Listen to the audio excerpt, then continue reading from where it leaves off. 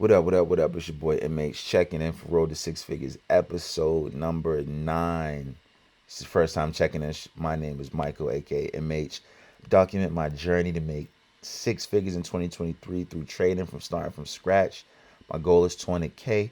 Plan on doing this by getting funded multiple six figures with prop firms. If you haven't checked out any of the previous videos, make sure you check them out. Without further ado, let's hop right on into it.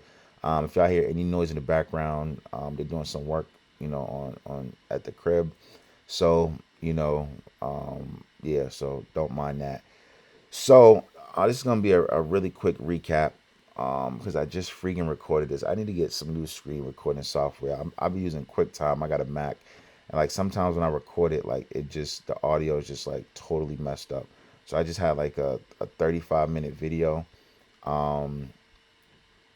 that didn't record properly. So we just about to run through this really quick, and go over what we did. So it was a bank holiday.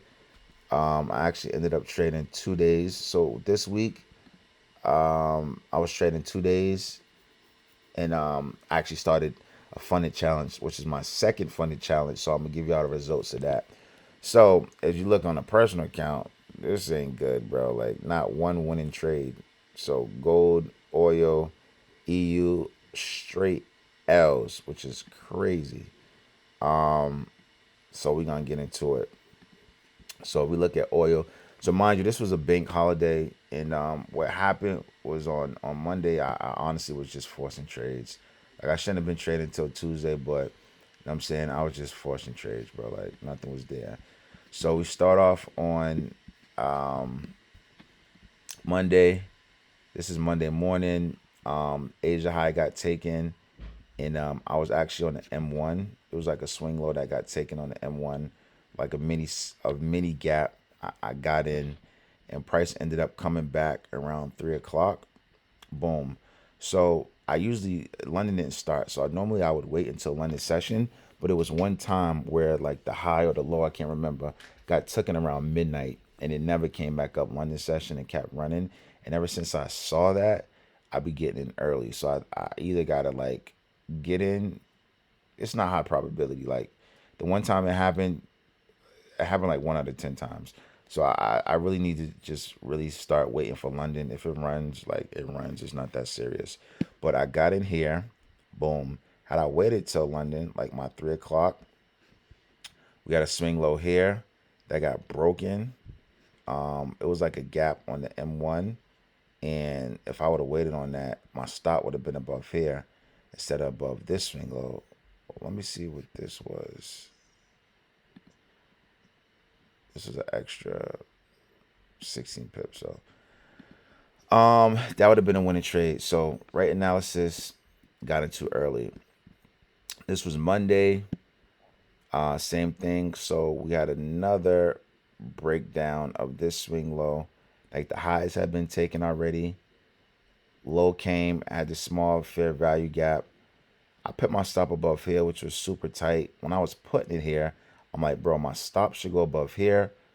But this was like 40 something pips. I'm like, I can't have a 40 pip stop loss. So I just put it here with liquidity above. And guess what happened? It took it. So what I should have did here is I should have either one, put my stop above here, or two, set an alert and wait for price to come back up into this range and then hopped in. So this one, again, right analysis. This should have been a winning trade, right? So that would have been a one. This one was a funded trade that I took. This one with downtrending, so we have a high and a low. So this is really our range right now, and I'm selling like around here, which is like equilibrium. So I mean, really, if we downtrending, I would expect price to come break this, but I don't really want to be hopping in that equilibrium. You get what I'm saying? Because like that's like high risk, low reward. You want low risk, high reward. So I got in here. Price ended up reversing on me, coming up, stopping me out, and yeah. But it took the lows. It hadn't take the highs. So I didn't even see this before. I have to be anticipating the highs getting taken. I don't know, but buying an equilibrium is not a good idea. So next we have this trade, which is, now this trade I really can't be mad at because we came here. This is our low. Um, we break that. So this market structure is all wrong. So once we break this, this becomes our new high. We broke this. So honestly, price came, it swept liquidity, it formed the fair value gap, and I could be expecting a pullback. And then I'm looking at like maybe it broke this. So it swept liquidity, it broke this. I was up a little bit for a little while, and it ultimately ended up continuing.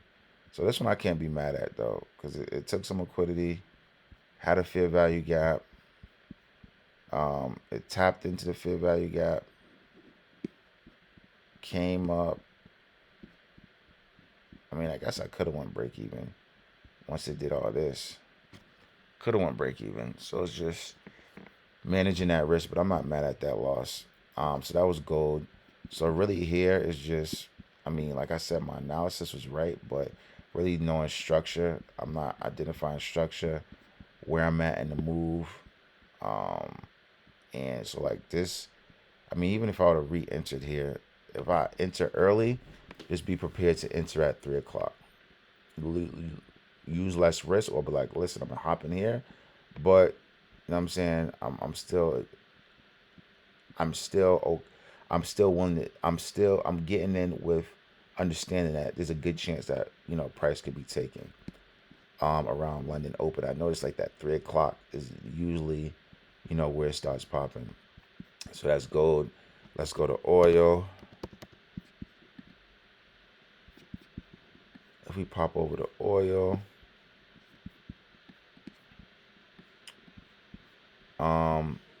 same thing, right? So this is not stuff that I realized at the beginning.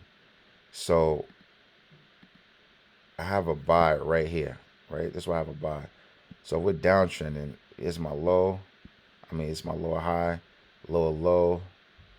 Boom. Where am I at, bro? Like I'm right above, like right in that equilibrium again, right? So it's a pullback. So I should be looking to buy here. But what I was doing is I was targeting this.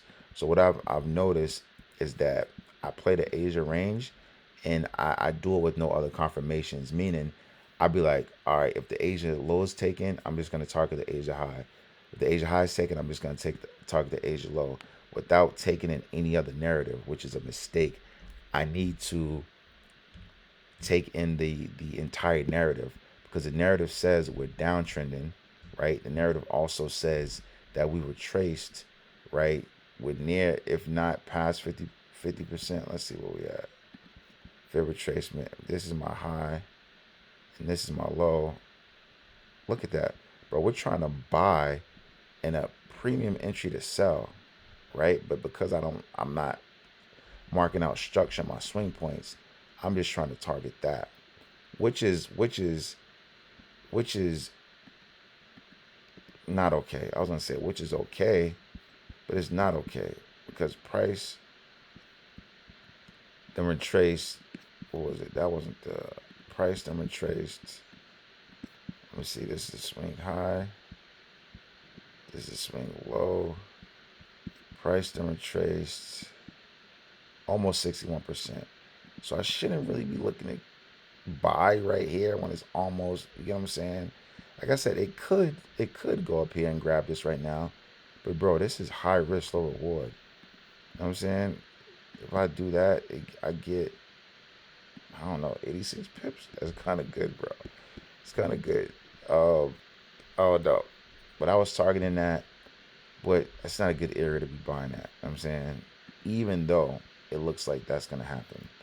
But I need to target that. I need my Asia high or low to, you know, be in tune or agree with structure. So for example, if and it came here and it hadn't taken a high, but the low is down here, right?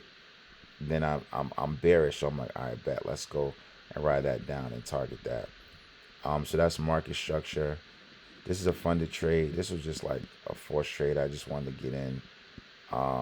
After it stopped me out, it came to this gap.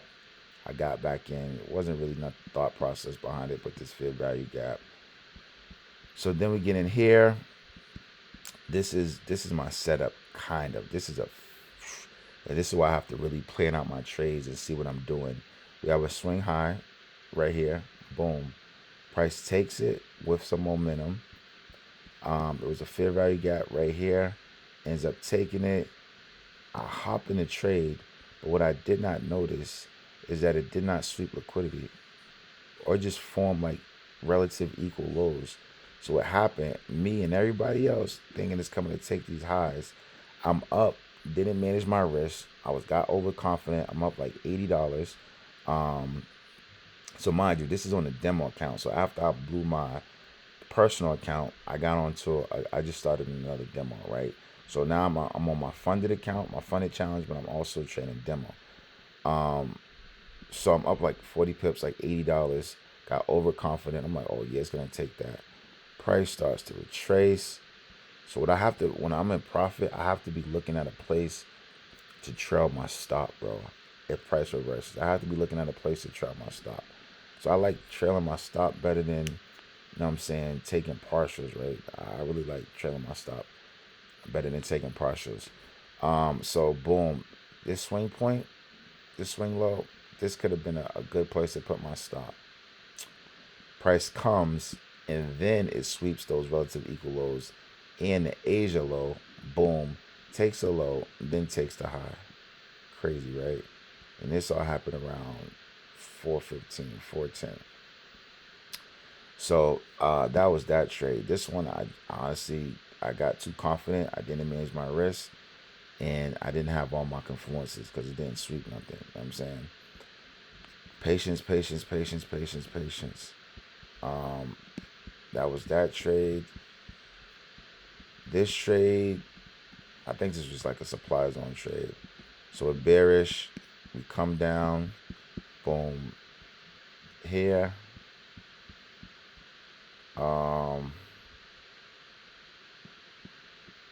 And then we come here, price takes us high, breaks down, forms a fair, does it form a fair value gap?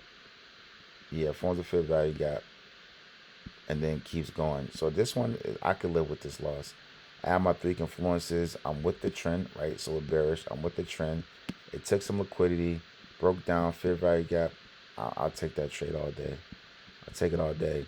But what I had to do is actually took this swing high, broke down, and came back. So now I should be looking for buys here, right?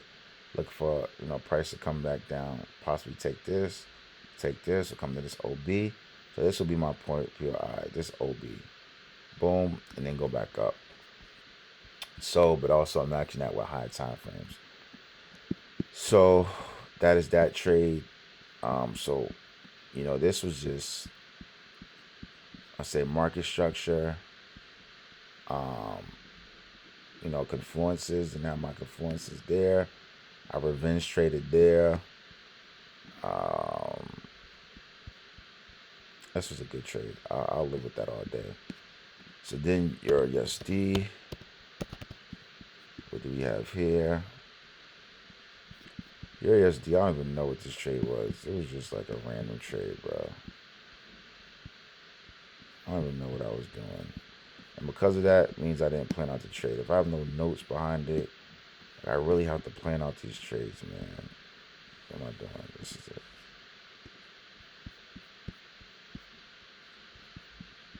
I don't even see the trade, man. It wasn't nothing important. It wasn't nothing special.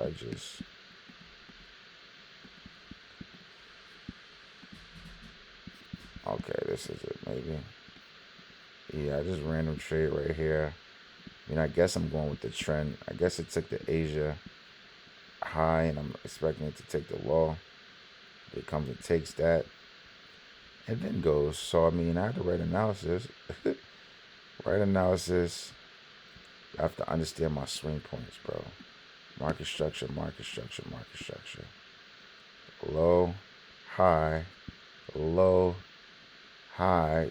Bro, my stops have to go above here. Above here, above here, above here. This would have been not even that crazy. Yeah, it would have been 42 pip stop on EU.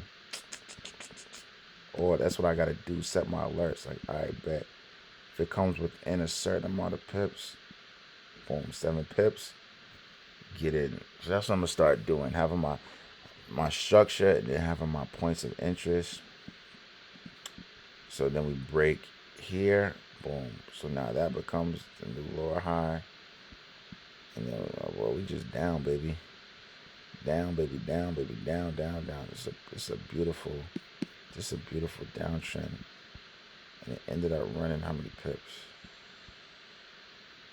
My gosh. 117 pips, man. 117 pips, bro. 117 pips. So that was EU. So let's talk about this funded challenge. Are y'all ready? Drum roll.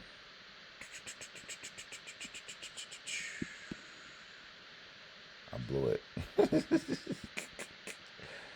Oh, blew my second challenge. So my first challenge, I forgot about the daily drawdown limit, and I exceeded it. I was revenge trading, YOLOing the account, and then I exceeded it by $23. This one, as you can see, I exceeded it by $500. So you might be asking, how in the world did you exceed it by $500? Well, let me tell you. I'm glad you asked. So this is what happened. Craziness. It was this trade right here.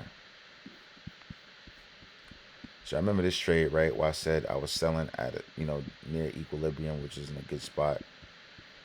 So what I was doing is basically, again, I was targeting this gap, like, oh yeah, it's gonna fill this gap. So I actually saw a video where a guy actually targeted a gap fill, and that's why I thought I was gonna. And he made a lot of money, and that's why I did it. So here's the thing, right? So, friggin', what was I about to say? Yeah. So what happened? I was planning on risking $100, and it would have been a 0.25, right? So 25, $2.50 per pip. What I actually ended up doing is placing a 2.5. I was instead of a 0.25. So now, so what happened was I'm in the trade, and gold is not moving that much, but my P&L is fluctuating like crazy. So I'm like, yo, what is going on? So then I finally realized that I'm in a 2.5 lot, but I'm up at the time. So I see I'm up, I think like $100 or something. So when I realize it, I'm up. So if I'm in a defensive mindset, I should have took all that risk off the table, got in at my 2.5. That would have been a good thing to do, right? Or completely close out the trade. But I could have secured some of those profits and got in at my 2.5 or 0.2, took everything off the table. So I'm up 100, I'm up 200, I'm up 300, then I'm back down, right? So when I'm here, I'm up like, two, 300, and then price comes back up here. So now I go from up like 200, 300, to now I'm back to break even. So now I'm down like $100, right? And then price comes back. So now I'm down like $200. So now I'm 100, break even. So now I'm up 100, 200, 300, 400. At one point I was up a little over $500, bro. A little over $500. So at this point, I'm like, oh my gosh. So the emotions kick in. So I'm like, I'm expecting price to fill this gap. At this point, I should at least took half off the table. I should have went break even. I should have secured 300. I should have did something, bro. But my greedy butt and not managing my risk, I'm like, oh shoot, I could pass this funded challenge in one trade. Bro, it would have been lovely to close out at $500, bro. That would have gave me 5 more chances before I'm back at break even. 5 chances to get it right. But no, bro. So I'm up $500, and as you can see, price starts, pulling back. So now I'm up 400. I'm up 300. I'm up 200. I'm up 100. I'm saying I'm back to 100. So now at this point, I'm like, okay, so price went, my P&L went down before and came back.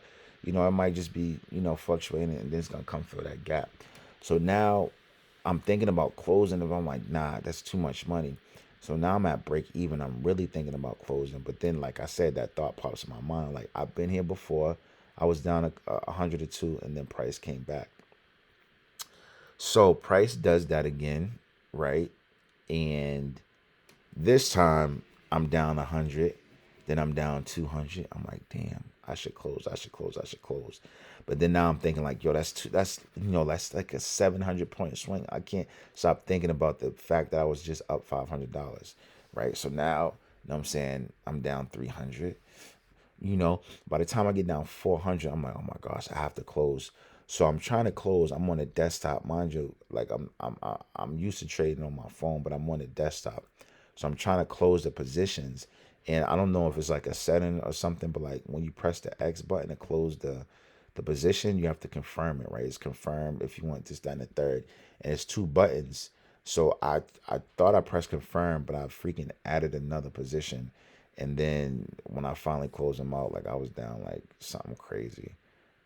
So I blew my funded account by over leveraging one, not managing my risk too. Because even if I over leverage, if I manage the risk and either went break even or take partials, I would have been Gucci. And then being greedy, I'm up 500, bro. Like, just get that cushion, and it is what it is. But I would have been upset if it would have ran. And I'm like, oh, but you live to trade another day, bro. When you take partials, you live to trade another day. When you manage your risk, you live to trade another day. I'm saying, live to trade another day, bro. Because after I blew my account, I couldn't trade. That's why I hopped on the demo account. I couldn't trade another day. By taking your money, you live to trade another day. I'm going to write that down. You live to trade another day. You live to trade another day. But if you don't, you be greedy and get caught, bro. There's no other day. So that's basically my week. I just started another challenge, by the way, another 10K. Third time's a charm. I'm really confident. I made some mistakes, and I learned from those mistakes. My biggest thing is just market structure and managing your risk. But let's go into what I got. Things to focus on for next week. One, market structure, market structure, market structure. Need to identify swing highs and lows, understand where I'm at in the move. Risk management. I let way too many green trades turn red. When I'm planning out the trade, I need to identify when I'm going to go break even, whether that be after a certain amount of pips, after I break a structure, etc. Boom. Three, I need to develop a defensive mindset. Don't get overconfident when you're in profit. Protect your capital. Look to go break even and take partials. You live to trade another day. Don't chase price. Let price come to you, right? Don't chase price. Let price come to you. Let price come to you. Like, you know what I'm saying? So like when I'm right here, I'm like, I know I should step my stop loss here, but I'm gonna put it here because I can't put that big. Nah, bro, don't make that trade. Wait for price to come to you. Price doesn't come to you. Price doesn't come to you. You don't have a trade. Then I developed a pre-trade checklist. I think this is actually gonna help me be profitable. Pass this challenge. So this is what I have on my pre-trade checklist. It's six steps. One, market structure, right? So identifying my swing points. Am I bearish or bullish? Where are my swing points? So after I do that, P or D, are we in a premium or a discount, right? So are we currently in a premium or a discount based on that structure? Number three, identify gaps in liquidity, right? So where are my gaps? Where are my liquidity, right? And then establish that narrative. What is price doing? Right. So after that, identify my POIs, my points of interest. Um, so now I'm determining. So like, for example, with this situation, this trade, I'm like, I bet I want to get in, but I need my stop right here. So then I'm like, I bet if I have, you know, 20 pips, this is my POI. So boom, price comes into my POI. Now we get in. You know what I'm saying? Now we get in. And then determine my risk, right? So if I want to get in here, determine my risk, wait for my confluences, and then execute the trade. So every single trade that I take next week, I have to follow this pre-trade checklist. If I'm able to follow this pre-trade checklist, there's no way I don't pass this challenge, or no way I'm not green. I'm not in profit. There's no way I'm not profitable next week. So this is it, man. This is it. This is it. This is it. This is it. So like I said, I started a new challenge. I'm currently in it right now. I just play some 0.01s just to have some trading days. So yeah, next week, man, like I'm gonna either have this challenge pass or I'm going to be in profit depending on what the market presents to me. So I appreciate y'all rocking out with me. This is episode 9. I will see y'all in episode 10. Peace.